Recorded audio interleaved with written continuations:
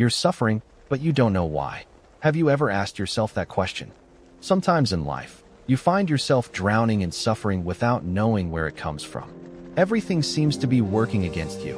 Love feels incomplete, your career goes nowhere, health declines, relationships become chaotic. And yet, you whisper to yourself, "But I didn't do anything wrong. I live kindly. I hurt no one. I even help others. So why am I still in pain?" If you've ever had those thoughts, you're not alone. So many people in this world, even the kindest ones, endure pain they cannot trace. It's as if an invisible thread keeps pulling them back every time they try to move forward. Karma is not a punishment delivered by some divine force. It is not simply retribution, as many people casually assume. Karma, in its true essence, is the natural consequence of the seeds we have sown, in this life or in lives long forgotten. It's like a person tossing a stone into a still lake.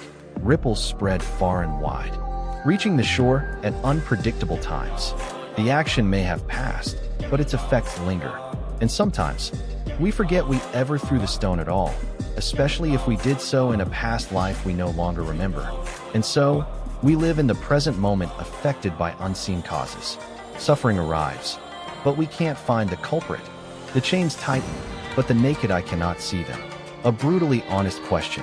Why do some people do harm and live lavishly? Some in the next, some many lifetimes from now. That teaching unlocks a deeper truth. Just because you live kindly today doesn't mean things will go your way tomorrow. And just because you haven't done anything wrong in this life doesn't mean you aren't paying the price for something. You might be standing in the middle of a karmic map you never learned how to read. The loop of repeated pain. Take a look at your life. Do you notice patterns repeating themselves? A certain type of person you always attract? A recurring feeling that weighs on you at night? A form of stuckness you thought you'd escaped, but it returns again and again. These cycles, when left unexplored, may be signs of karmic energy at work. They're not here to punish you. They're here to be seen, to be understood, and ultimately, to be transformed. But if you are not awake to them, you'll only see them as misfortune, not as messages. A door begins to open. In this script, you will walk alongside the journey of a man named Daniel, a man who once couldn't understand why he suffered, but instead, how to see its roots clearly.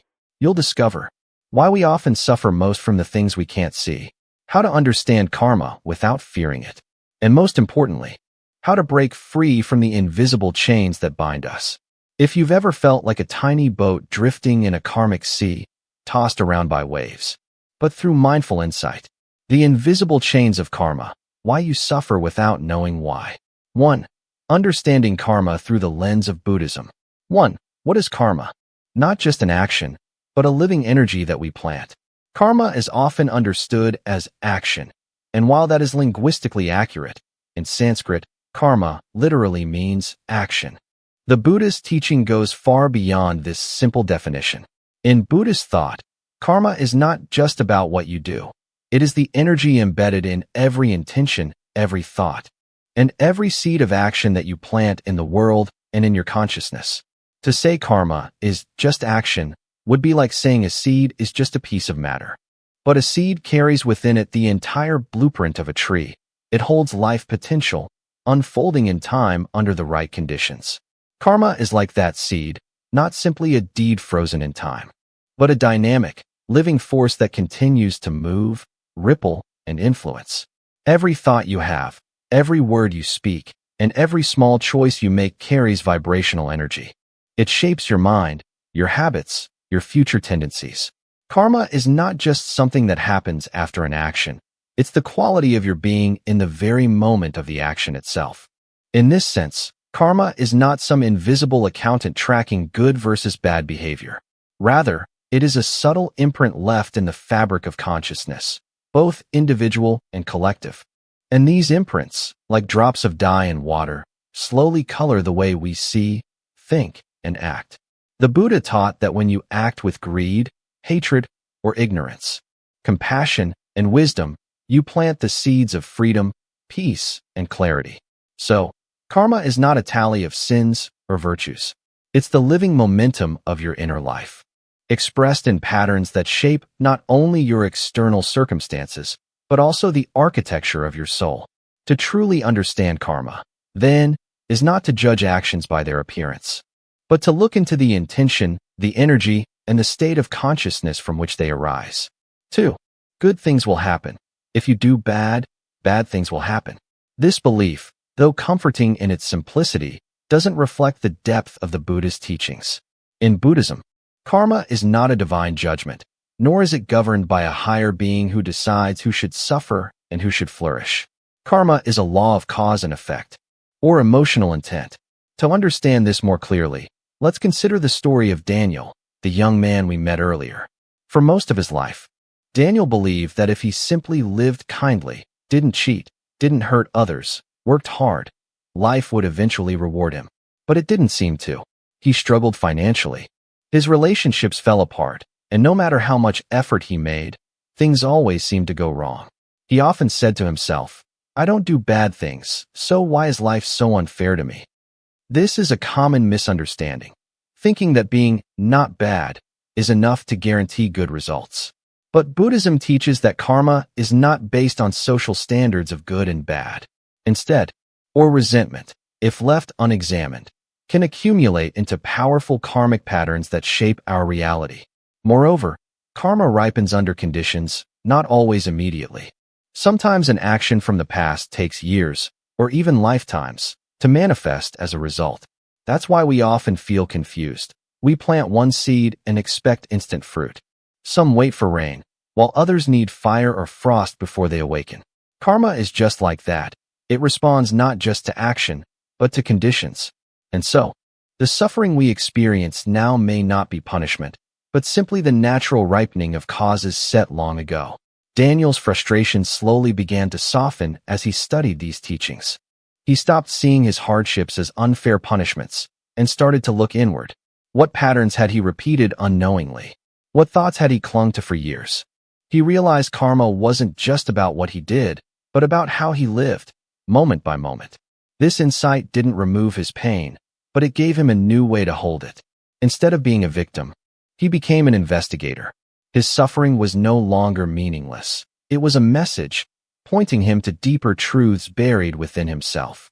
In this way, Buddhism offers not a rulebook of morality, but a mirror, one that helps us see how our inner world creates our outer world, over time, through the quiet force of karma. 3. Karma is not just the past. It is alive in every present moment. When people hear the word karma, they often assume it refers to something from the past, a kind of invisible punishment they can't escape. But the truth is much deeper. In Buddhist teachings, karma is not merely a consequence of past actions. It is a living stream of energy constantly shaped and reshaped by every moment of our present lives. Every thought, word, and action we carry out today plants a seed, one that can bloom in the near future, in years to come, or even in another lifetime. Karma is not a fixed sentence. It is a river, and if we choose to steer differently, its flow will change direction. Someone who once lived in anger, but gradually learns to embody compassion, listen deeply, and forgive, has already begun to create a new type of karma, a softer, more awakened path. Through meditation, many realize this profound truth. While the past is unchangeable, the present is the seed of the future. Every moment of mindfulness is a chance to rewrite the direction of our lives. Imagine a man named Daniel. He grew up in a broken household, deprived of warmth and constantly belittled. For years, he saw himself as a victim of fate.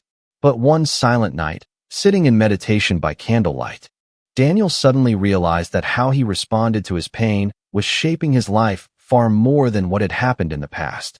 From that moment forward, each mindful breath, every act of compassion he embraced, began to shift his karmic trajectory. So karma isn't distant or unchangeable. It's alive and breathing, right here, right now. 4. There are types of karma you don't recognize, because they've been rationalized in your mind. Not all karma is as obvious as hitting someone, lying, or stealing.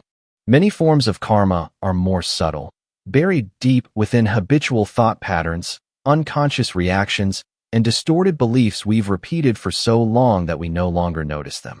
This is invisible karma, not created through physical action, but through the misalignment of our inner world. Others may live trapped in blame, thinking life is unfair, everyone is luckier than me. I'll never escape this poverty.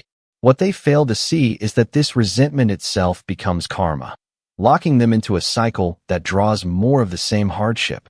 And the moment he stopped feeding those toxic beliefs, that karma began to dissolve. To truly understand karma, we must look deeper, not just at actions, but at the invisible beliefs that have been steering those actions for years. 5. How to transform karma. The Buddhist path is closer than you think. In Buddhism, transforming karma is not about rituals, superstition, or blind faith. It is a living path of mindful living, compassion, and gentle perseverance. The Buddha taught that karma can be transformed if we change the roots of our thoughts and actions. The first step is mindfulness, cultivating awareness of what's happening inside us. When anger, fear, or envy arises, observe it without judgment. Don't let it dictate your behavior. Only when we are awake to our inner world can we stop being dragged by karmic patterns of the past. Next is compassion and forgiveness, not just for others, but first and foremost for ourselves. For years, we may have repeated harmful behaviors simply because we didn't know another way. Now is the time to view ourselves with kindness, not blame, so that from this inner gentleness, we can open our hearts to others. And finally, conscious action, every word, every decision, no matter how small, must be rooted in wisdom and compassion. You don't need to perform grand gestures to transform karma. Sometimes, a kind word, a few minutes of deep breathing, or helping someone without expecting anything in return is enough to shift the karmic tide. Daniel, after years of suffering, began his karmic transformation with simple steps. 10 minutes of morning meditation, choosing to breathe instead of speaking harshly when angry, and practicing kindness in small interactions. Slowly, the burden of his old karma began to lift, and a brighter future quietly emerged. The path of karmic transformation has always been there, not distant, not unreachable. You only need to begin with one small, genuine, mindful step. And when you do, the entire universe will begin to respond in kind. 2. The invisible chains of karma. There are sufferings that have no name, and there are chains we cannot see with our eyes. We live, we breathe, we smile with the world, and yet deep inside, we feel imprisoned, trapped in a silent cage that we didn't even know existed. Life seems to loop endlessly, broken relationships, missed opportunities, repeated pain. Why do these things keep happening, even when we've done nothing wrong? That is when karma is no longer a distant concept, but becomes a subtle current, flowing quietly through our decisions, emotions, and every relationship in our lives. To see that invisible thread more clearly, let us follow the journey of one man, Daniel, who seemed to have it all, yet was bound by karmic forces he never truly understood. 1. Daniel, an ordinary life full of paradoxes. Daniel was a man in his 30s living in New York City, educated, employed, and free of bad habits. He led a life many would call respectable and responsible. In the eyes of others, he was a good man, honest, stable, and hardworking. But if you listen to Daniel speak about his life, you'd uncover a quiet, yet painful paradox. What did I do wrong? This question haunted Daniel for years. He tried his best to live well, to treat others kindly, to stay out of trouble. Yet, Daniel had once loved a woman deeply for 3 years. They planned to marry. But just months before the wedding, she broke up with him, without a real explanation. He didn't feel angry, just numb. After that, no other relationship lasted. Every connection slipped away, leaving him to wonder, maybe I don't deserve love? At work, Daniel was competent and reliable. But promotions always passed him by. While his peers moved up to become managers and directors, Daniel stayed stuck. Once, he tried to start his own business. But everything fell apart. Partners bailed, permits failed, finances collapsed. But the thing that exhausted Daniel the most wasn't his career or love life.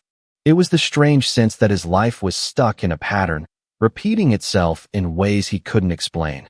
Dreams left unfulfilled, hopes that never materialized, trust betrayed. No matter how hard he tried to change, he always ended up in the same place. He tried therapy. He read books on positive thinking. He even practiced letting go, just like the mindfulness gurus said. But none of it worked. All of it felt like thin paint over a crumbling wall. He couldn't understand what was truly behind his misfortunes, and the lack of meaning hurt the most. If I didn't do anything wrong, why am I suffering like this? One autumn night, as he wandered the streets of Brooklyn, Daniel saw a homeless man sitting on the sidewalk, holding an old guitar. It was as if he was looking at a reflection of himself in some distant future. The question returned to him, clearer than ever. Who am I in all of this? Not a victim, not a loser, but a soul bound by invisible chains he never knew were there. And that was the turning point. Daniel stopped blaming fate. He stopped waiting for someone to rescue him. Instead, he turned inward, not to condemn himself, but to search. What chain has been binding me all this time that I've never been able to see? 2. The signs of karma, but Daniel didn't see them. In the modern world, people tend to explain suffering using psychological terms: stress, anxiety disorders, childhood trauma. But some pain has no name. It doesn't stem from a specific event. There's no clear culprit to point a finger at. It arrives like a soft fog, creeping into every decision, every relationship, every choice we think is free. For Daniel, these signs had been showing up throughout his life, but he had never noticed them. He once had a close friend named Josh, someone he went to university with, someone who grew up with him in the same competitive environment. They had promised to build a startup together, a dream nurtured for years. But when an angel investor finally showed interest, Josh went ahead alone, cutting all contact and signing the deal in his own name. Daniel wasn't angry, but he felt betrayed to the core. And what troubled him most wasn't the betrayal. It was estranged. The relationship fell apart, and with it, his investment vanished without explanation. She moved away from the city, leaving no note, no apology. Daniel was hurt, but he told himself, I was just naive. Still, the repetition of these events, trusted people walking away, money lost, dreams crumbling, began to feel too familiar, too synchronized to be mere coincidence. During quiet moments, Daniel started recalling recurring nightmares. He was shackled by invisible chains, being dragged through dark alleys, unable to scream, unable to turn back. If you keep meeting the same type of person, facing the same kind of problem, maybe you're not living a new story, but replaying an old one that hasn't been resolved. Daniel scoffed. He didn't believe in karma. He believed in hard work, in science, in logic. Yet that night, lying in bed, the monk's words echoed in his mind. Why did the people he loved always leave? Why did seemingly solid opportunities always fall apart?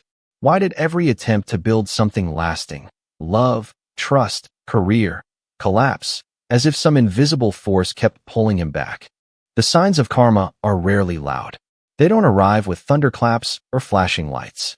They show up as tiny cracks, repeating over and over, forming a strange cycle that only the awakened can recognize.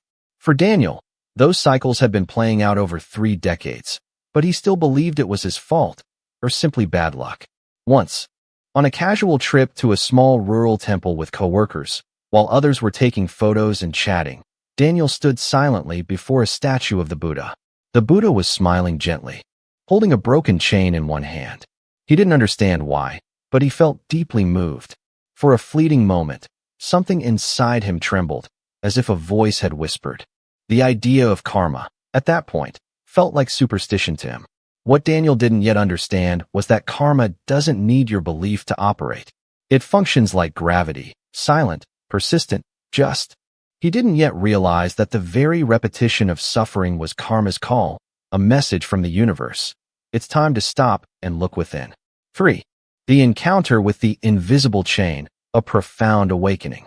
In every person's life, there are moments of quiet yet profound clarity, moments that overturn everything we once believed to be true. For Daniel, that moment didn't arrive with thunder or catastrophe. It came on an ordinary day, disguised as a simple conversation, but one that opened the door to a reality he had long avoided facing.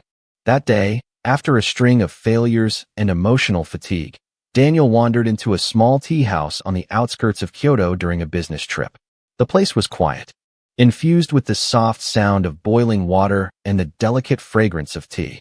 The shop owner was an elderly man with snow-white hair, a kind face, and eyes so deep it felt as though they had witnessed lifetimes. He invited Daniel to sit, poured him a cup of tea, and said in gentle English, "You seem tired." Daniel didn't know why, but he nodded. Perhaps it was the silence of the space, or the man's calm, non-judgmental presence. He blurted out, "I don't understand why everything in my life feels wrong. I work hard. I don't hurt anyone. But it's like the world is against me." The old man didn't respond immediately. He smiled, refilled Daniel's tea, then gently asked, "Do you believe in karma?" Daniel hesitated. "I'm not sure. Maybe not," he replied. "I believe in effort and ethics. But karma? I've never really thought about it." The man's expression didn't change. He simply sipped his tea and placed the cup back onto the worn wooden table. "Karma," he said slowly, "is not punishment. It's a stream of cause and effect, shaped by every action, thought, and feeling we generate. It's invisible, yet it moves like breath. The more we run from it, the more it follows us." Daniel said nothing. That sentence pierced through the hardened shell of his logic. For the first time in years, he felt something inside him unravel. Something was not right, deep down. "There are karmas," the old man continued, "that don't come from this life. They arise from choices made long ago, sometimes within this life's past, sometimes from even deeper memories imprinted in the mind that we no longer consciously recall." Daniel suddenly remembered a long-buried childhood memory. He had bullied a boy in school, a quiet, poor classmate. He never apologized, thinking it was just childish nonsense. But now he realized, no divine judgment. But Daniel felt the invisible chain tightening, not from outside forces, but from within. The old man looked at Daniel, eyes filled with knowing. He didn't ask more questions. He stopped blaming fate. He began to look inward, not to judge, but to understand. That was the beginning of his awakening. A true encounter with karma, not as an enemy, but as a reminder. The conversation with the Zen master. 1. Daniel seeks the Zen master. A question from the depths of his soul. What did I do wrong to deserve this suffering? After that mysterious encounter with the stranger in the tea house, Daniel's mind spiraled into a whirlpool of relentless reflection. He could no longer continue living on the surface of life, pretending everything was fine. Nor could he ignore the quiet but persistent presence of the invisible chain, holding his life back. One haunting question echoed within him day and night. What have I done to deserve all this pain? Am I paying for something I don't even remember?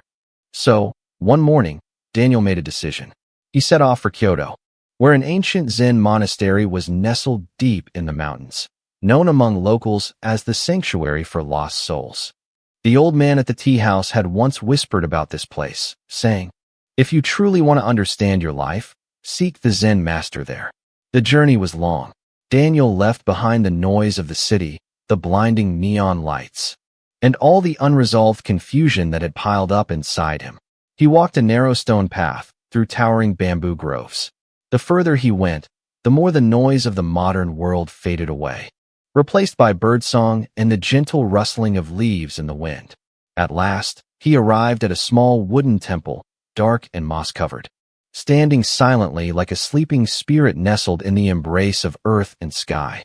There was no grand gate, no signage, nothing that signaled it welcomed visitors.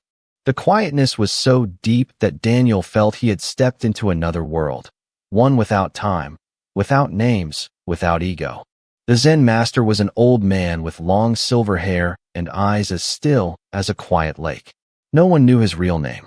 The locals simply called him Master Tintom, which means master of stillness.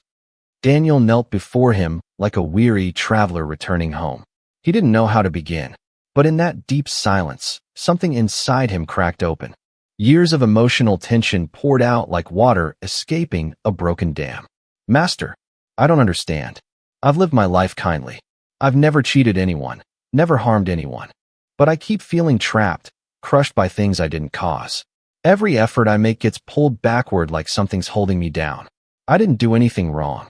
So why does it hurt so much?" Daniel bowed his head, as if confessing a crime he couldn't name. But strangely, there was no judgment in the master's eyes. No accusations. No right or wrong. He didn't answer right away. Instead, he poured a cup of warm tea, placed it before Daniel, and said softly, "Drink. Tea helps still the mind. Only when the pond is clear can you see the fish beneath."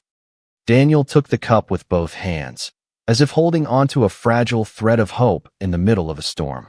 He didn't fully understand the master's words, but something stirred inside him, an intuition that something profound was about to be revealed, not through explanation, but through an awakening from within. 2. The master's story, the oil stain of karma. Daniel still sat there, both hands gently cupping the warm tea.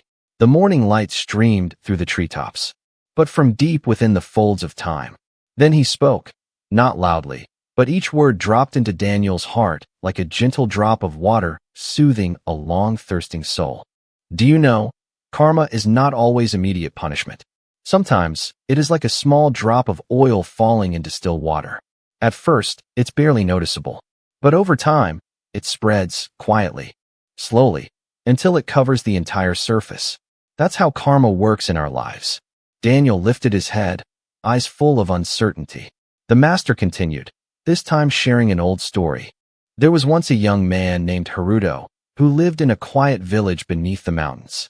He was kind and hardworking, never harming others. Yet his life was filled with misfortune. Haruto saved an injured monk he found in the forest.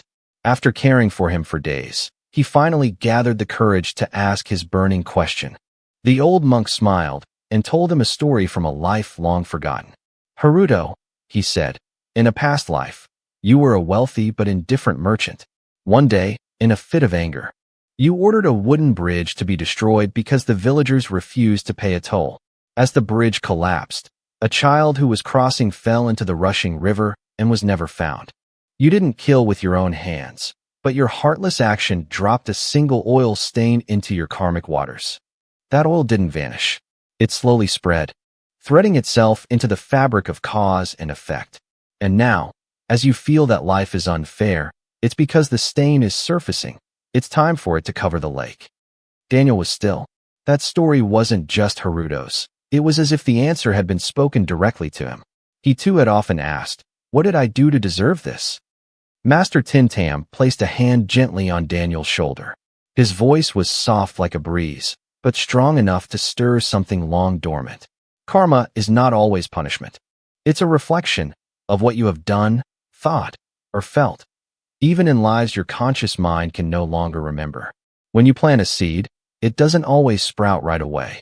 Had roots in something far deeper than daily logic. He whispered, so, am I living inside the oil stain of my own past? The master nodded. But from within that very stain, you can begin the purification. The oil spreads, yes, but so can the water of compassion, the water of mindfulness. No one is condemned forever by karma, unless they refuse to look inward. 3. Explanation. Present suffering can arise from distant karmas, even from past lives. Daniel sat in silence after hearing the story of the spreading oil stain of karma. It was as if it reflected Daniel himself, a man who had tried to live a decent life, never harmed anyone, yet still found himself shackled by endless misfortunes. He hesitantly asked the Zen master, Master, if I don't remember, if I don't even know what I did in the past, why do I have to suffer now? Why do these pains come without any warning? The Zen master smiled gently, his gaze as if piercing through layers of time. You may not remember, but the universe remembers. Your conscious mind may forget, but the storehouse consciousness, the Alayavijnana, which holds all karmic seeds, never forgets. That is why some things seem to come from nowhere, but they are never truly random. Sitting up straight, the master looked toward the bamboo grove in the distance and continued. Some are born into suffering, illness, loss, abandonment. Others are born into wealth and ease, never having to struggle.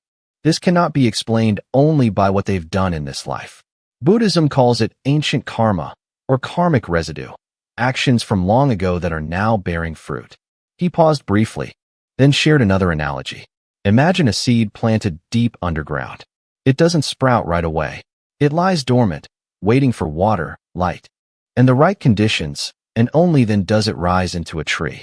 Similarly, certain actions from your past, perhaps in previous lifetimes, may seem forgotten, but they're silently ripening.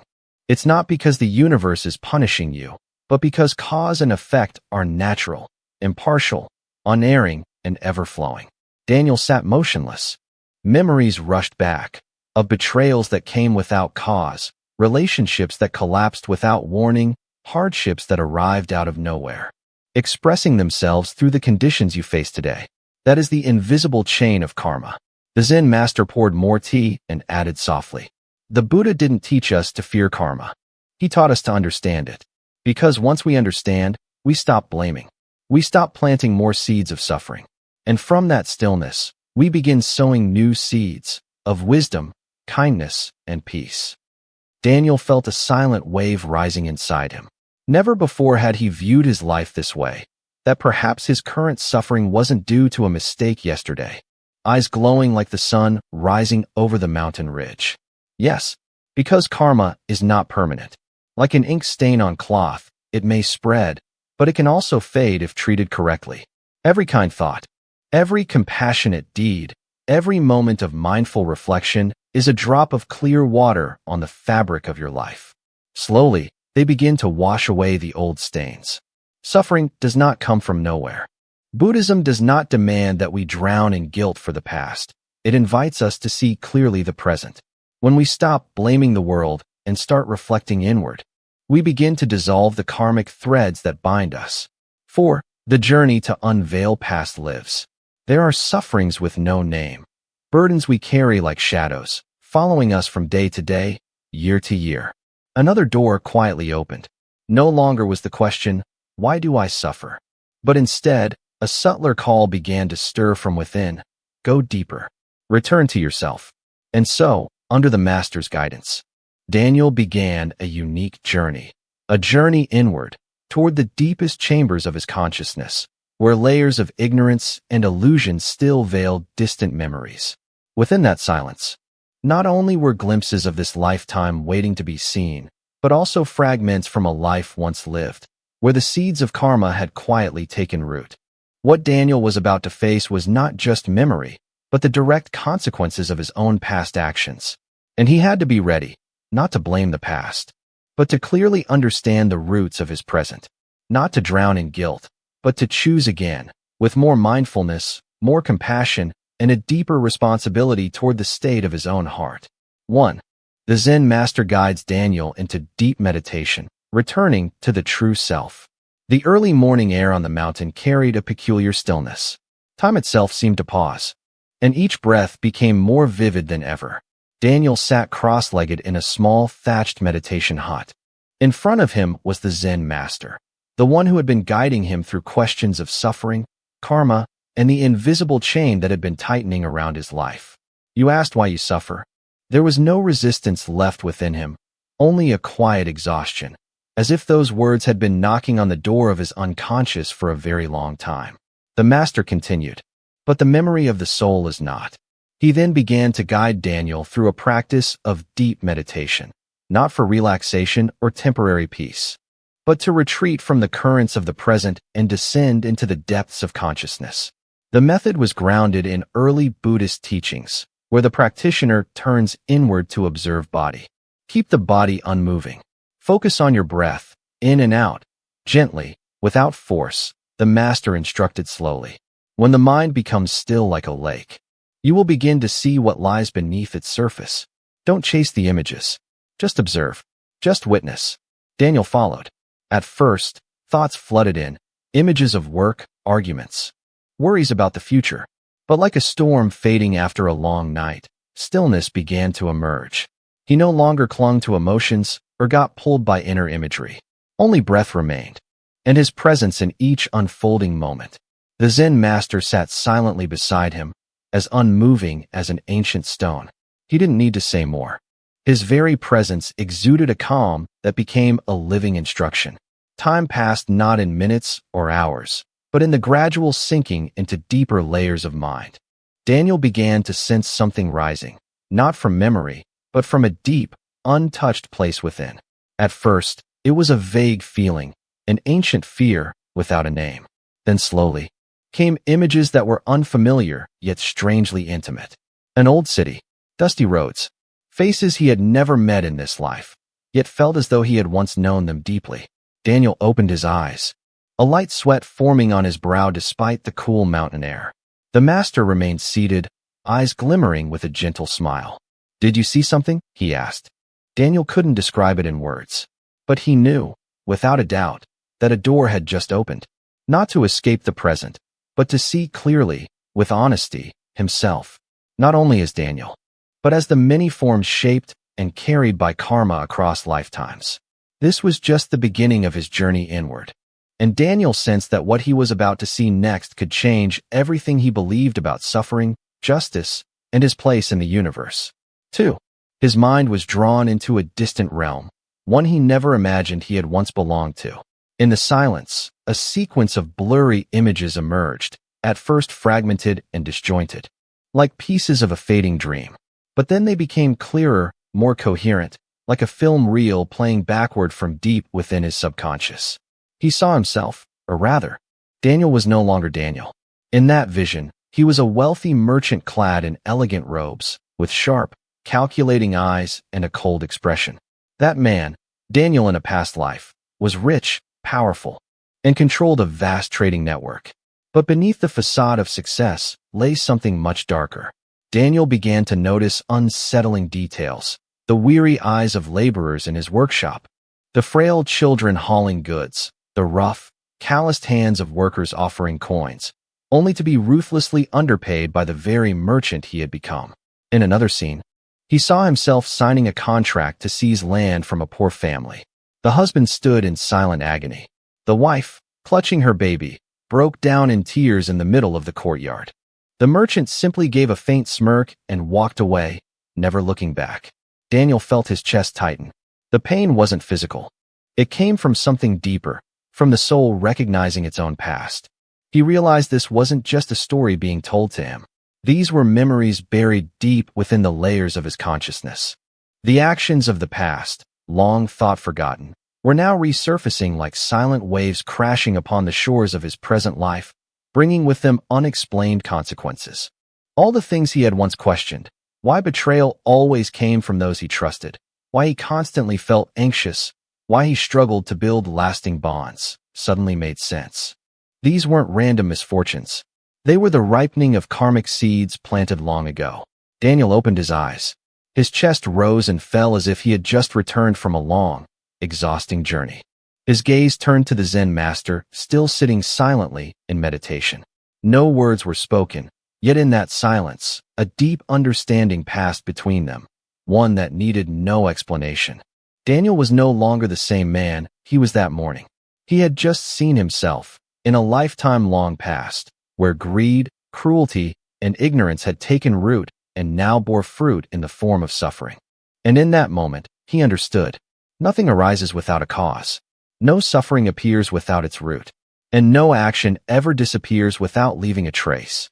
3. The lingering threads, the unfinished consequences of karma.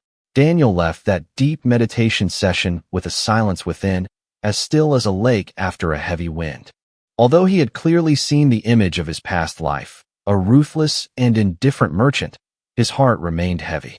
He couldn't shake the feeling that, even though that life was long gone, its consequences still clung to him daily, like invisible threads refusing to let go. As he walked back to his small room at the monastery, memories of his current life began to resurface. All the pains he had once chalked up to fate, to others, or simply bad luck. But now, under the light of awakening, he saw them differently. Some things he thought had ended were, in fact, still unfolding. Take, for example, the sense of being used in relationships. Time and again, he had been betrayed by friends or business partners, people who gained his trust only to exploit it. In the past, he saw himself as a victim of deceit. But now, with clearer eyes, he began to wonder, had he, in some forgotten lifetime, done the very same? Had he once violated others' trust without remorse? Perhaps now, the broken trust he suffered was a reflection of wounds he had once inflicted. Then there were the emotional wounds, the heartbreaks, the abandonment at moments of deepest vulnerability. He used to ask, "I love so sincerely, why am I always left behind?" But now, fragments from his past life began to echo like an unflinching answer. Perhaps he had once turned his back on someone who loved him deeply, leaving behind a loneliness as bitter as the one he now endured. He remembered the eyes of the poor woman in his past life, hollow and despairing as he evicted her family from their home. And now, in his current life, every moment of financial instability, every fear about security or survival, they all felt like distant echoes of the dread he once caused another. What shook him most was the realization that actions thought long gone were, in truth, still alive. They were like silent undercurrents, spreading unnoticed until they surged back toward him.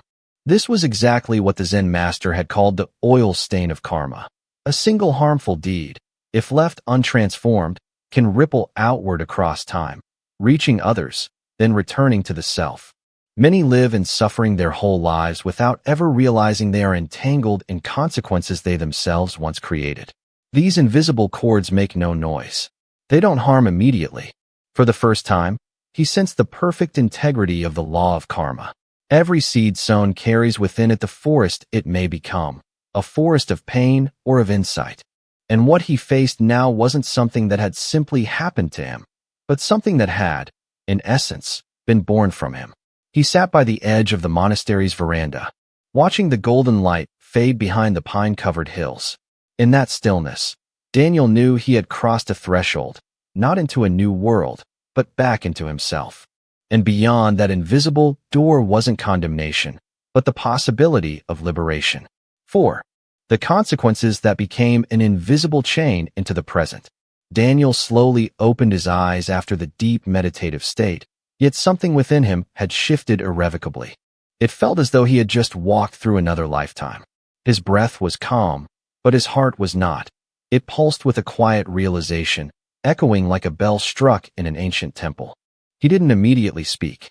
He sat there in stillness, letting the images of the past dissolve gently. But the emotions remained. Shame, clarity, a strange sense of peace. For the first time, the events of his current life began to align like scattered stars, forming a constellation. The people who had betrayed him, the endless patterns of loss, the unexplained suffering despite living a good, kind life, none of it seemed random anymore. The families whose livelihood he undermined in pursuit of profit, their suffering had not vanished, it had merely traveled. And now, it had returned, not to punish, but to complete a cycle left unfinished. The realization struck Daniel with both weight and grace. He wasn't a victim of fate. He was standing in the echo of his own actions, long forgotten but faithfully mirrored back by the universe. And yet, this wasn't punishment, it was response. Not divine wrath, but energetic law. Karma was not a god with a hammer, but a mirror held up to the soul. It doesn't judge. It doesn't punish. It simply reflects. The monk, seeing Daniel's silence, finally spoke. We are all walking through the ripples of our own past. But now he could see it, and seeing was the first step toward release. 5. The master's words. The real journey begins now. The air in the meditation hall had grown dense, as if time itself had paused. Daniel sat still, his eyes open yet unfocused. Deep within, an invisible door had just swung open. He no longer felt like a man tormented by life's suffering, but a soul walking through the cycles of karma. And now, for the first time, he was truly awake.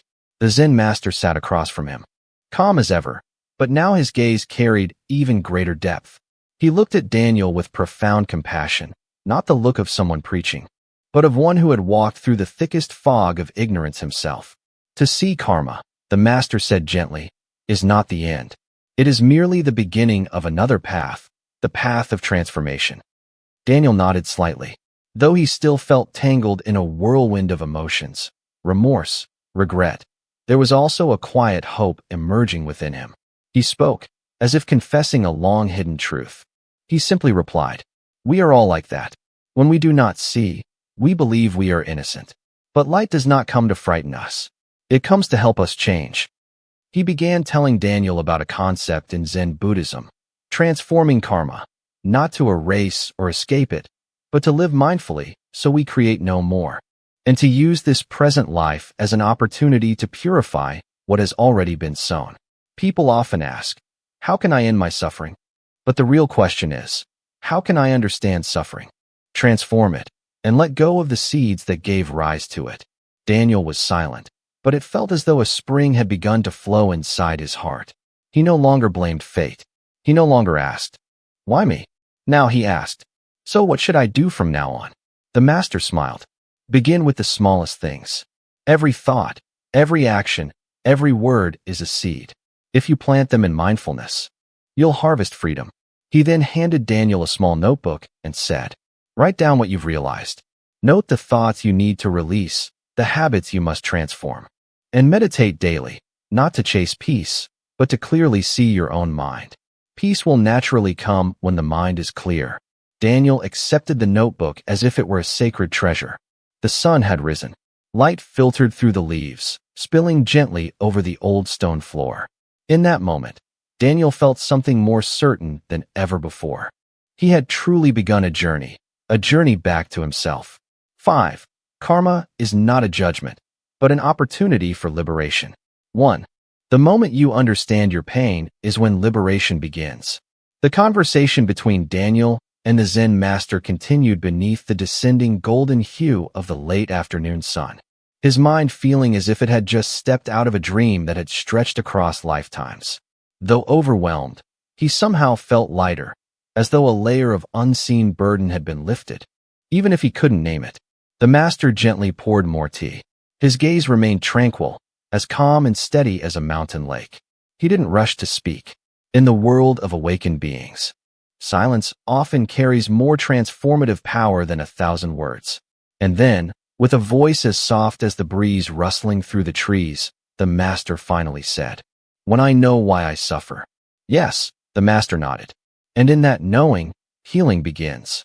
He explained further, "Most people think suffering is a punishment, from fate, from karma, from someone else. But through the lens of mindfulness, suffering is not a sentence. It's a signpost, a perfectly lawful result of seeds sown, like a tree growing from its seed.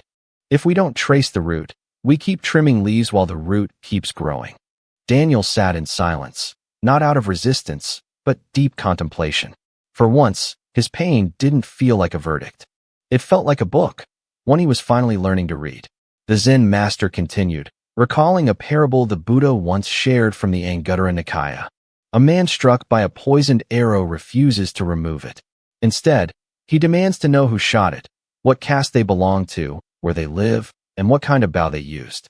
While he delays, the poison seeps into his body. Daniel slowly nodded. The story hit close. "I've been that man," he said softly. "All these years I've asked, why me? What did I do to deserve this? But I never looked into myself for answers." The master smiled, a quiet understanding in his eyes. That's how the untrained mind reacts. But once awareness arises, even a glimpse of truth can open a door. Do you see? The moment you began to understand your pain, your suffering began to loosen its grip. Daniel reflected. Since the moment of remembering his past, and especially during this conversation, he noticed something had subtly shifted inside. His resentment hadn't entirely vanished, but it no longer ruled his heart. Something was softening, not because someone told him to forgive, but because truth was doing what truth always does. It unburdens. He looked up again. "Master, if karma is what I once created, does that mean I can choose not to create it anymore?" The Zen master gently nodded. "Not only can you stop sowing harmful seeds, you can begin sowing seeds of mindfulness, of compassion. When you do, you are not only breaking the wheel of suffering, you are growing a new life within this very life." He paused, then said, "Karma is not a punishment. Karma is a lesson, and we repeat the lesson until we learn it." Daniel bowed his head, not in shame, but in reverence. It was the first time in his life he felt no desire to blame, not even himself. For the first time, he understood the true meaning of pain. It was never a prison. It was always a mirror. Quietly, something warm began to rise in his chest. There were no temple bells, no mystical lights, just a stillness, profound and honest, that felt like a doorway back to himself. 2. Knowing karma is the first step toward transformation. The conversation with the Zen master lingered in Daniel's mind long after he left the monastery grounds. The words weren't just advice. They were like a mirror, forcing him to look deeply into himself. The master had said softly but clearly, "The moment you begin to see the roots of your suffering." Daniel had believed that his misfortunes were random, perhaps unfair. He'd done nothing especially wrong. No crimes, no evil deeds. He wasn't perfect, but he wasn't cruel either. So why did life feel like an endless loop of hardship, disappointment, and betrayal? Now, for the first time, a new thought emerged. Maybe it wasn't about fairness or punishment. Maybe it was simply energy returning, echoes from choices he had long forgotten. He realized that karma isn't just what we do, it's what we carry. And when we remain unaware of that burden, just as a river can change direction when the terrain shifts, karma too can be redirected. But to do that, we first have to see the flow clearly. Understanding karma is not about self-blame. The master had been careful to emphasize this. Rather, it is about self-responsibility. Daniel began to sense the difference. To blame himself would only deepen the wound. But to take responsibility? That could be healing. From this place of awareness, a new kind of energy stirred within him. Not guilt, not regret, but clarity. He wasn't doomed to repeat the patterns of the past. He wasn't stuck. Patiently, with mindfulness and intention. 3. Karma is not fixed, it can be transformed.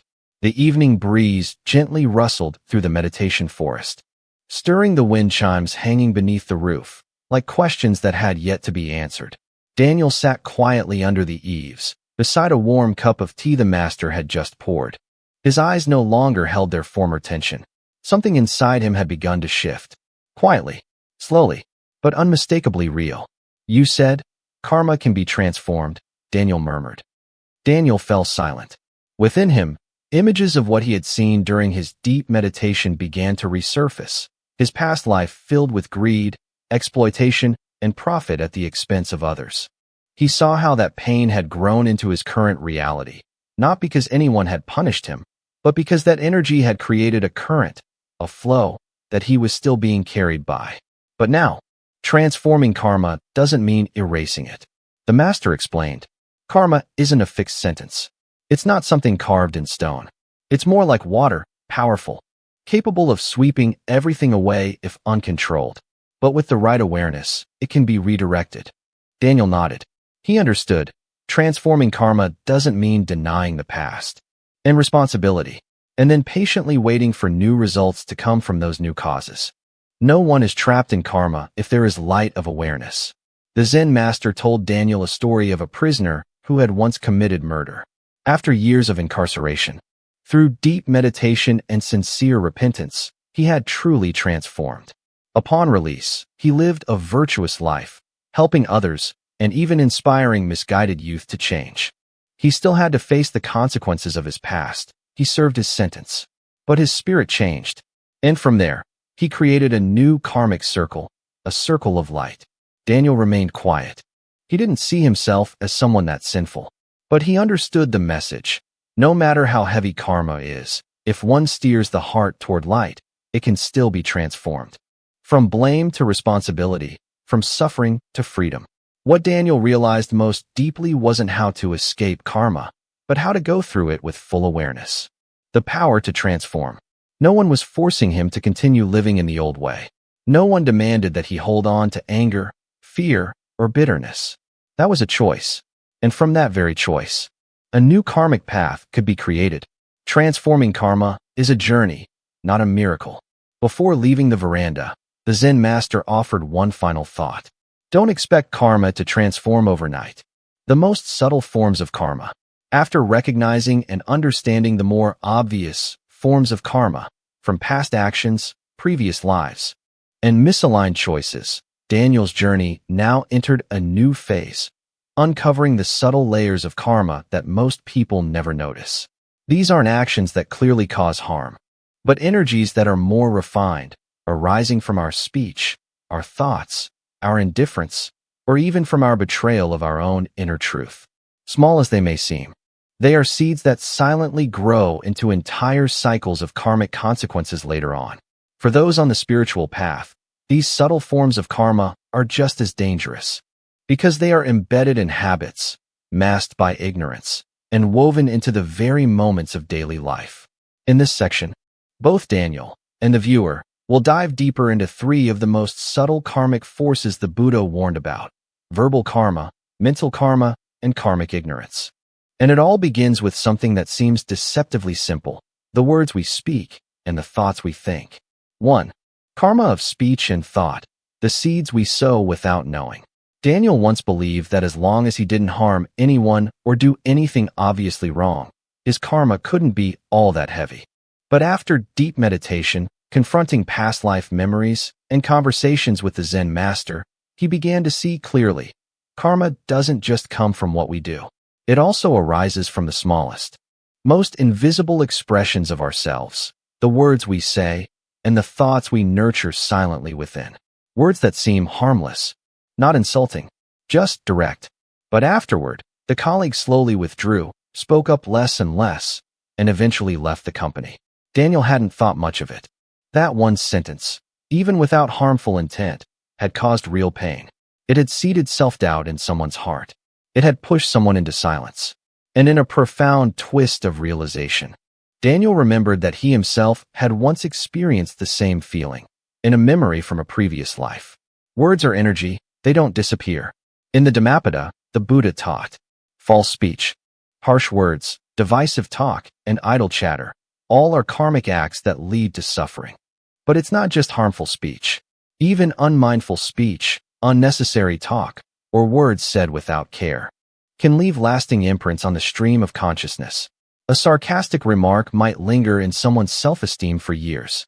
A careless comment could trigger a wrong decision in another. A rumor, even without proof, can destroy a relationship. None of these involve physical action, yet all of them contribute to verbal karma. Can thoughts create karma too? How can mere thoughts create karma?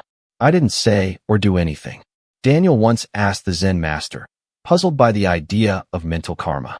The teacher replied gently, the mind is like soil, and a twinge of jealousy arose. Other times he heard of someone's failure, and a fleeting thought whispered, serves them right. And at times, he imagined himself victorious over others, and secretly enjoyed the feeling. None of these thoughts were spoken aloud. He never acted on them. But still, they were present, moving silently through his consciousness like undercurrents. In Buddhist understanding, mental karma forms through such unexamined mental patterns. Every time we feed anger, envy, arrogance, or craving, even if only in thought, we plant new seeds of karma. The silent spread of karma. One of the images Daniel found most striking from his teacher was this. Karma is like an oil slick on water. It starts with a single drop, a thought, a word. But if you don't stop it, it spreads, grows, and eventually covers everything. No one becomes cruel, rigid, or insensitive overnight.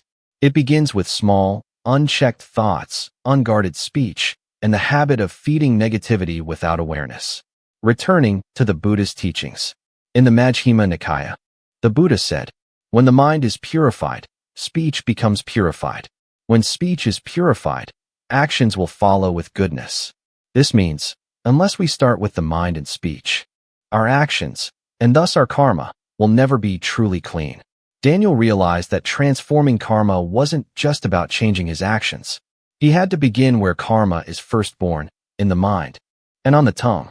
From that moment on, he began to practice mindful speech, an awareness of thought, treating every word and thought as a step either toward liberation or further into bondage.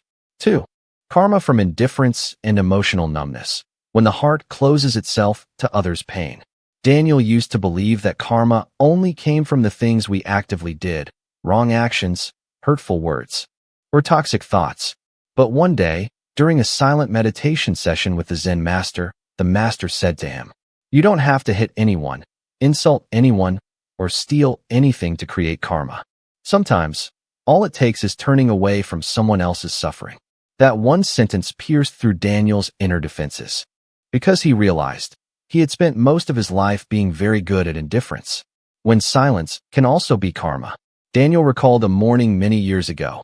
He was hurrying to work and passed a narrow alley. An elderly woman sat crouched on the sidewalk, her hand trembling as she held it out, but he walked past in just a few seconds. Not because he was cruel, but because he was busy. Because he thought, she's probably used to this. Because he told himself, this isn't my problem. A small moment. A fleeting second of inattention. But in that instant, he had chosen to close his heart. The Zen master called it the karma of emotional numbness, when we don't sow evil, but also fail to sow good. It is not only those who commit evil that create karma. one who sees evil and does nothing, who sees suffering and feels no stir of the heart, also contributes to the continuation of samsara.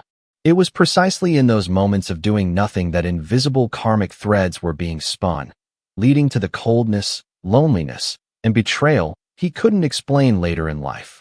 It is the subtle reflection of the choices we make not to see. That story shifted something deep within Daniel. He could no longer dismiss life's small moments. He came to understand something vital. Doing nothing in the face of suffering is also an action, awakening to the moments we chose not to care. From then on, Daniel began a new practice, letting his heart feel the things he once avoided. When he saw a homeless person curled up on a cold night, he didn't just give money. He bent down, looked into their eyes, and said, "I hope you find peace tonight." When someone shared their pain, "Am I so sure I've never been the same?" Each small action, each moment of letting his heart open, was a step in transforming karma from numbness into living compassion. Returning to the Buddha's teaching. In the Dhammapada, the Buddha said, "No one can truly save another if they have not first awakened compassion within themselves." Likewise, Daniel understood. But through tiny moments of presence and empathy, he would continue to live in cycles of suffering caused by the coldness he had once sown. If you've ever thought, "I didn't do anything wrong," then ask yourself, how many times did I do nothing at all when someone needed me most? Sometimes, karma doesn't arise from what we do, but from what we chose not to do. When a single look, a kind word, a small act of care could have changed someone's life and our own. 3. Karma from betraying oneself. When you live against your true nature. Throughout his journey of self-reflection, Daniel once believed that his suffering stemmed from others, neglectful parents, a betraying partner, deceivers who abandoned him. But after many deep meditations and quiet conversations with the Zen master, he was forced to confront the hardest truth. He, too, had betrayed himself, not through obvious wrongdoings, but through the countless times he didn't live true to his heart. Through every moment he nodded in silence while his soul screamed, "No." Through every decision where he chose what was easy, not what was right. Living against one's true nature, a subtle but powerful form of karma. The Zen master once told Daniel, "Karma is not only created when you hurt others, when he stayed in a lifeless relationship just to avoid being alone, when he said yes to dishonest business deals, fearing he'd fall behind in a competitive world. Each time, the first betrayal always happens within, when you know what's right, what's true, what's needed, and still choose to ignore it. And this is the root of a silent, yet deeply powerful form of karma. He felt himself turning into someone he no longer recognized. That wasn't karma from someone else. It was karma born from denying his own truth. A teaching from the Buddha.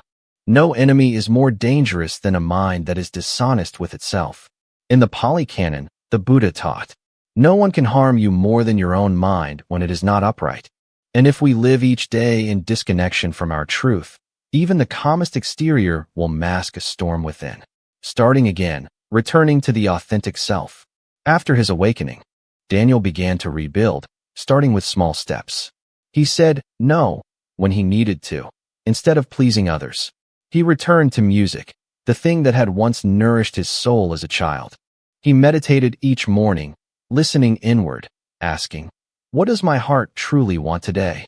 It wasn't always easy, but each moment of honesty with himself loosened another link in his karmic chain. The lesson: honesty with yourself is the first step to liberation. When Daniel saw that he had created karma through self-silencing, he no longer blamed himself. He understood.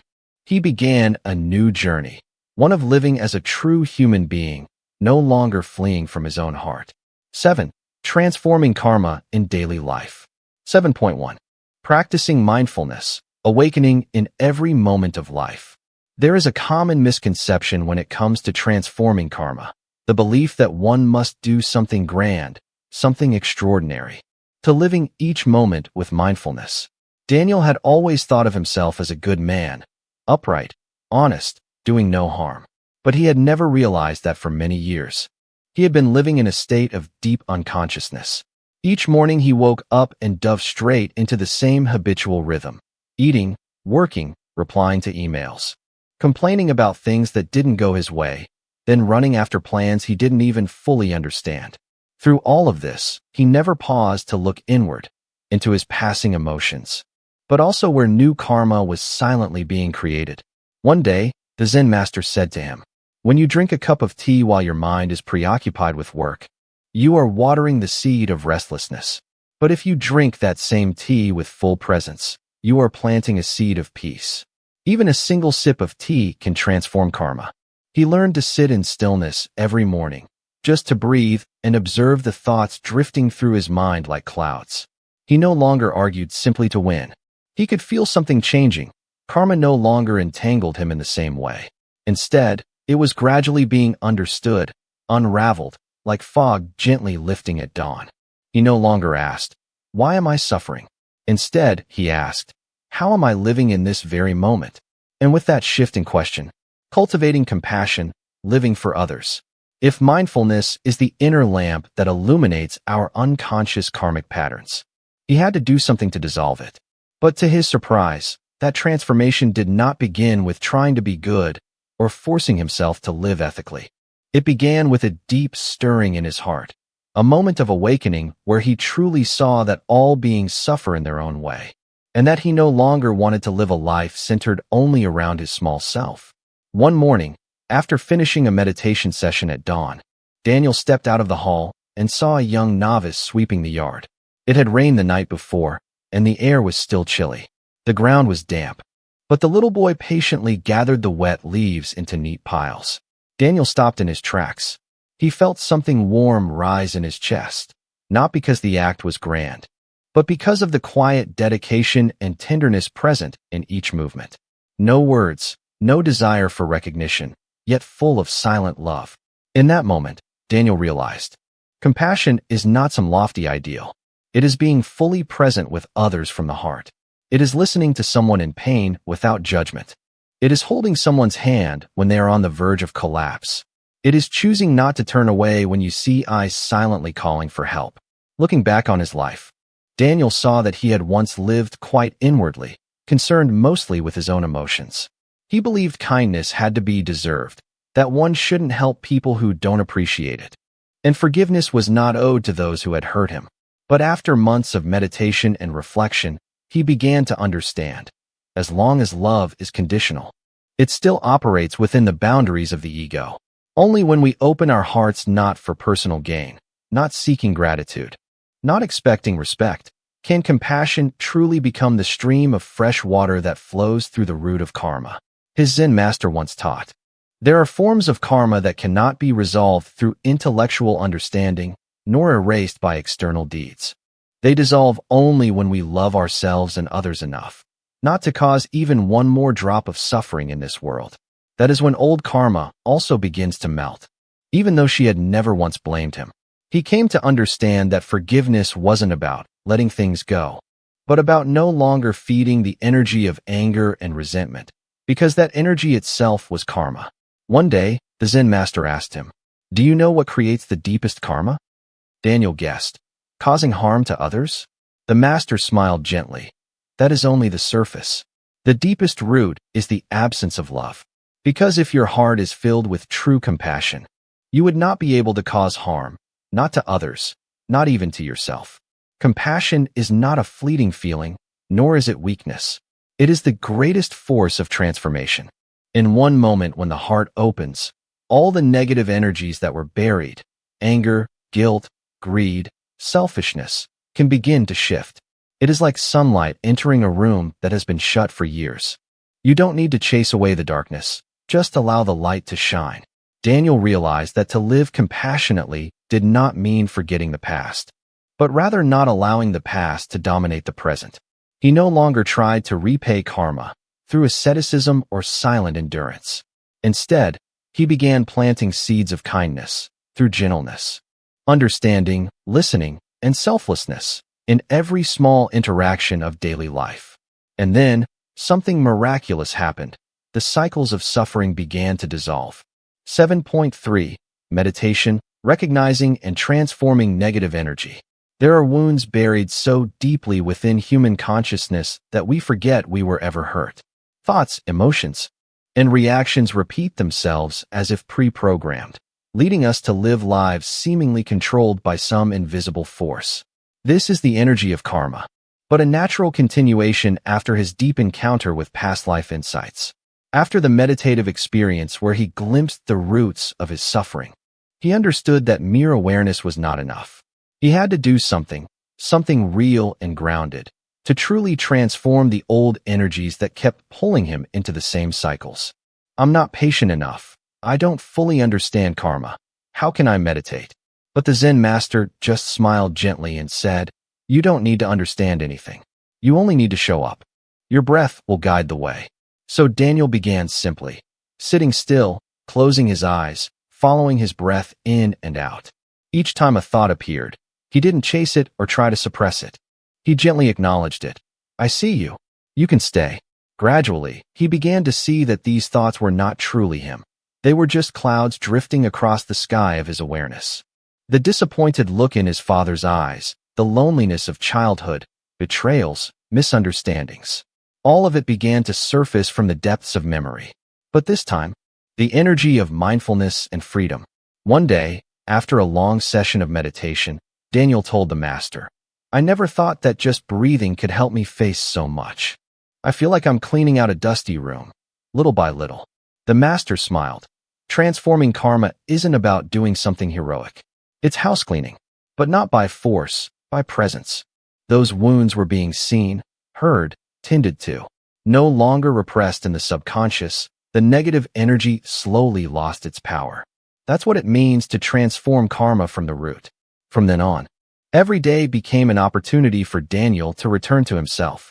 Whether sitting on a meditation cushion, washing dishes, walking, or sipping tea, he practiced recognizing the states of his mind. When irritation arose, he didn't react, but paused and breathed. When blame surfaced, he watched it as a small cloud, then let it pass. This mindfulness didn't make him rigid or distant. On the contrary, it allowed him to live more fully, gently, and compassionately. Meditation is not about escaping karma, but about understanding it deeply, and from that insight, becoming free from its unconscious grip. When we meditate, we don't try to become better people. We simply look deeply into each layer of energy, each level of consciousness, and smile at whatever arises. In that smile, karma is no longer a chain, but a teacher. Every meditation is a lesson in how to live, not pulled by the past, not deceived by the ego, not shaken by praise or blame. And the miracle is this: from the silence of meditation, a new energy begins to radiate. Without needing to say anything, people around Daniel began to feel a quiet peace within him. Old relationships healed, conflicts softened, even without debate. Because when your inner world is still, the outer world follows. Meditation is a long journey, and it's not always comfortable. But Daniel came to understand, if we want to truly transform karma, we must not avoid the darkness within us. We must bravely sit, look into it, and smile, not letting negativity lead, but letting mindfulness light every step. That is meditation. That is karma transformation. That is true freedom. 8. Daniel transforms his life. 8. 1. The first steps toward transformation: vegetarianism, meditation, and compassion in action. The conversation with the Zen master had ended, but the door inside Daniel had only just begun to open. He left the temple one early morning, when the mist still lingered on the path. His heart felt as light as a cloud, and yet as heavy as a stone. No one transforms completely after a single encounter, but some encounters make it impossible to continue living the way one once did. Daniel understood this now more deeply than ever. He didn't return with the feeling that he had to repay karma, as if it were a punishment waiting to be served. Instead, he came back with a much simpler but more profound realization. I choose to nourish this body with wholesome energy so it doesn't become a tool for greed, anger, or delusion.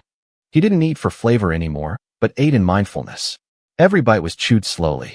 Daniel reorganized his daily routine, no longer diving into back-to-back meetings from early morning or scrolling through his phone the moment he woke up. Instead, he rose at 5 a.m. and sat silently for 30 minutes, focusing only on his breath. At first, it was extremely difficult. His mind wouldn't settle. Images from the past, words of blame, waves of quiet regret all surged forward like a rising tide. Many times he wanted to give up, but he remembered the master's words. He simply breathed and was present. But the most significant shift wasn't in his meals or his meditation posture. It was in how Daniel saw the world and how he treated others. Previously, Daniel was courteous and polite by social standards, but he never really paused to see anyone. A beggar on the street, he used to walk right past. A clumsy waiter, he would frown. A colleague in distress, he'd quietly turn away. Now, Daniel began to slow down. He started asking, "Are you okay?" and truly waited for the answer. He brought leftover food to the homeless, not out of pity, but with a sense of equality. He listened more, judged less. He didn't do grand things. He didn't start a charity foundation or appear on the news. But every small act came from a mind rooted in mindfulness and compassion. He didn't need to change the world. He just needed to change how he showed up in the world. Daniel still had his job, his relationships, his rent to pay. But everything seemed to take on a different tone. He no longer chased prestige. He was no longer caught up in the race to win or lose. And when hardship came, instead of reacting as he once did, he would pause, take a deep breath, and ask, "What is this karma here to teach me?" One time, Daniel lost a major client over a minor error that wasn't even his fault. In the past, he would have been furious, blamed his staff, and beat himself up over it. This time, he remained silent. That evening, he meditated and realized it was his own insecurity and need to control everything that had robbed him of inner peace. The contract was lost, but his mind no longer spiraled. Gradually, those around him began to notice. A coworker asked, "What are you doing lately? You seem so calm." An old friend messaged him, "Talking to you feels so much lighter now." No one knew that Daniel was living a life of karmic transformation, but his compassionate and mindful presence spoke louder than words. Daniel never saw himself as enlightened. He knew the journey ahead was long, and that old karmas had not yet dissolved. But he had begun to live with the light within, instead of running from the darkness. Every vegetarian meal, every session of meditation, every loving glance toward another human being, these were the new seeds he was sowing in the soil of the present. And he believed, quietly, yet with certainty, that if he continued to live this way, the fruits of peace would naturally arrive, without him needing to chase them. 8.2. Inner peace, when past karma no longer dominates the mind. There was no miracle that happened overnight. After a few weeks of eating vegetarian and meditating regularly, Daniel still faced the same challenges. His work remained stressful, misunderstandings from others persisted. He paused to observe, like someone standing outside the rain, quietly watching the drops fall without getting wet. At first, he was surprised to realize that the things that caused him the most suffering weren't the circumstances themselves, but the invisible voices whispering inside his head. Phrases like, "You failed." Daniel no longer tried to silence or fight them. He watched them like lost children, panicked, but not inherently bad. Sitting still, breathing mindfully, he would whisper inwardly, "I see you. You no longer control me." That simple act of recognition, without judgment, without resistance, gradually dissolved the hold of karmic energy. It wasn't because Daniel had become stronger.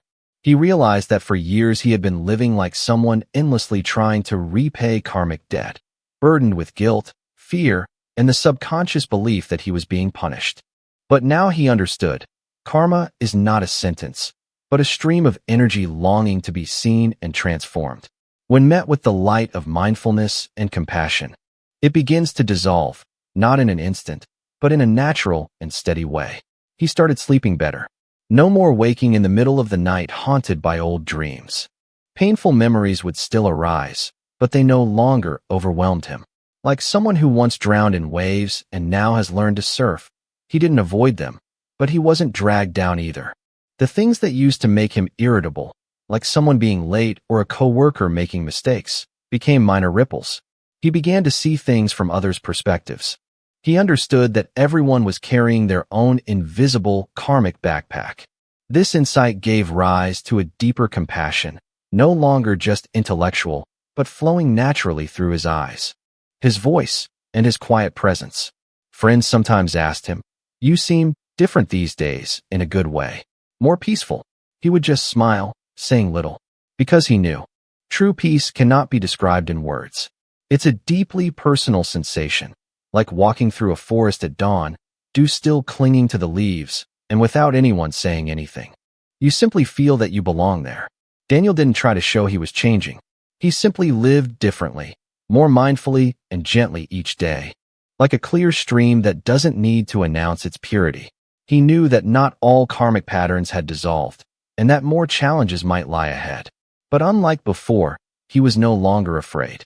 From the outside, his life didn't seem particularly remarkable. He didn't win the lottery, wasn't suddenly promoted, and hadn't completely escaped the usual pressures of daily life. But something had changed at the very core. He was no longer the same person. He continued to rise early each day, maintained a simple vegetarian diet, and meditated in silence before the world awakened. The surprising thing was this. The practices that once demanded immense effort, like sitting still for 30 minutes or remaining calm when hurt, had now become as natural as breathing. Not because life had become easier, but because his inner world had become more stable.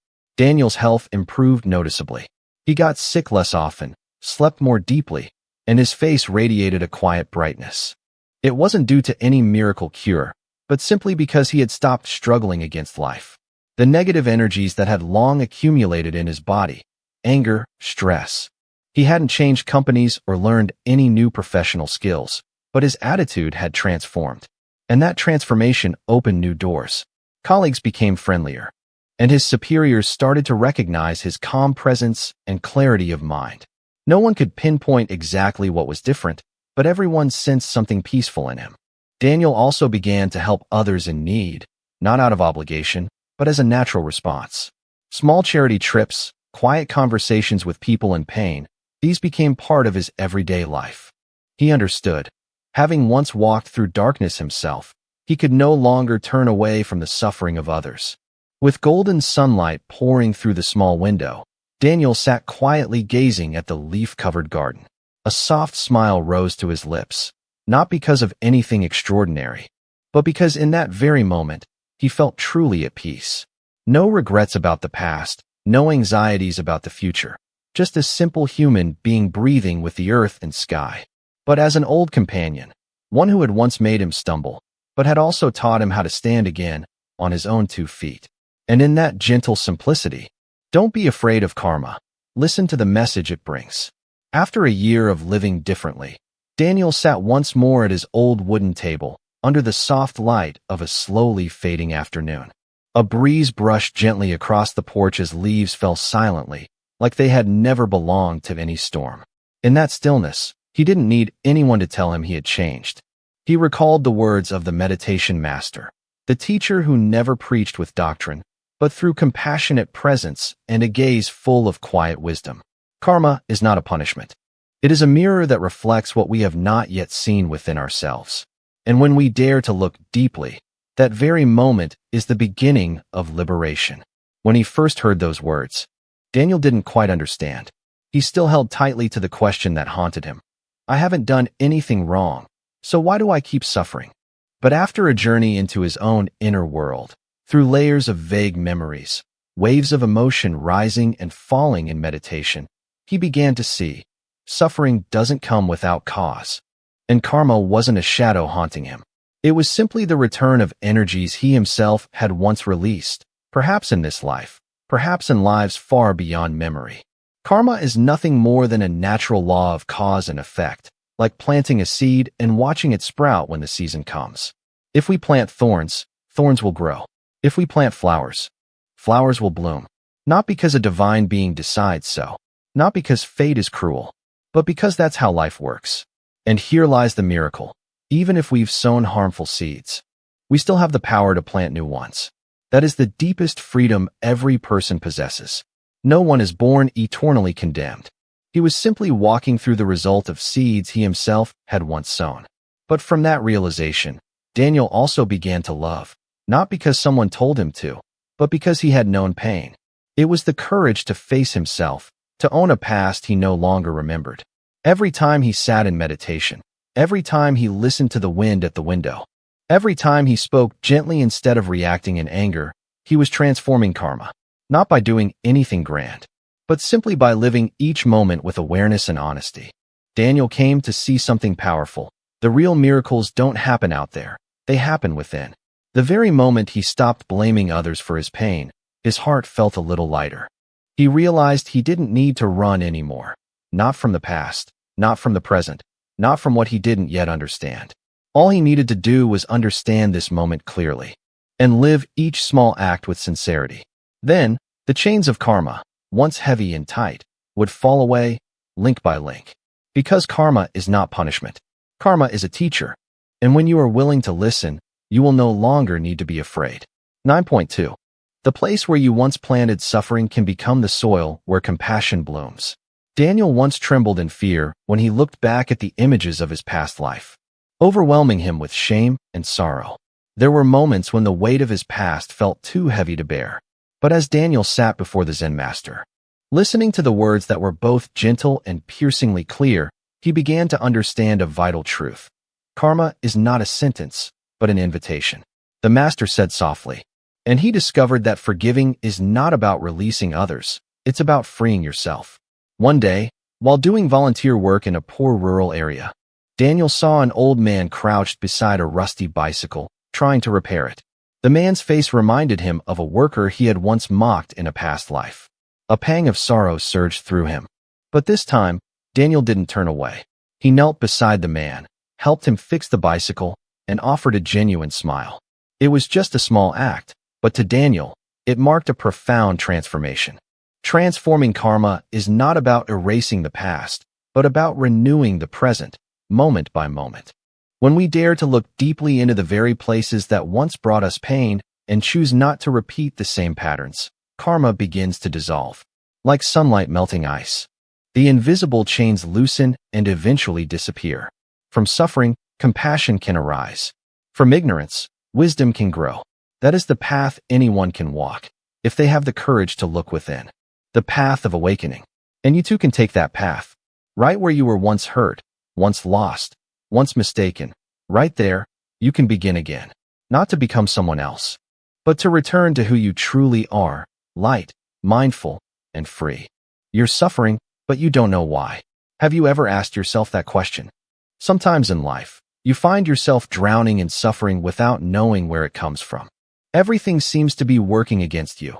Love feels incomplete, your career goes nowhere, health declines, relationships become chaotic. And yet, you whisper to yourself, "But I didn't do anything wrong. I live kindly. I hurt no one. I even help others.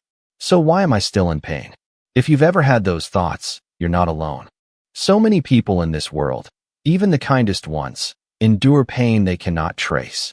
It's as if an invisible thread keeps pulling them back every time they try to move forward. Karma is not a punishment delivered by some divine force. It is not simply retribution, as many people casually assume. Karma, in its true essence, is the natural consequence of the seeds we have sown, in this life or in lives long forgotten. It's like a person tossing a stone into a still lake. Ripples spread far and wide, reaching the shore at unpredictable times. The action may have passed, but its effects linger. And sometimes, we forget we ever threw the stone at all, especially if we did so in a past life we no longer remember. And so, we live in the present moment affected by unseen causes. Suffering arrives, but we can't find the culprit. The chains tighten, but the naked eye cannot see them. A brutally honest